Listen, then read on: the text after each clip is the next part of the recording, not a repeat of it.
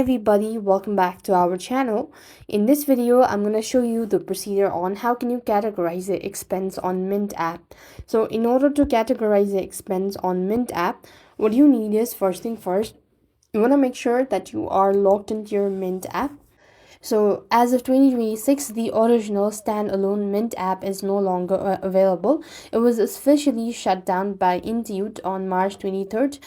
And formerly, Mint users were encouraged to migrate to Credit Karma.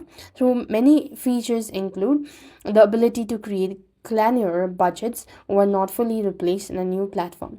Now, if you're using a modern alternative that functions similar to Mint, such as Monarch Money, Rocket Money, or YNAB, or if you are viewing historically,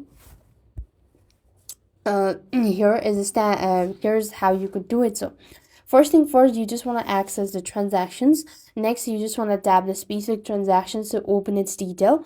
And there you just want to make sure to change the category. And that is how you are supposed to categorize your expense on Mint app. So with that being said, we've completed our steps. Thank you for watching. See you in the next video.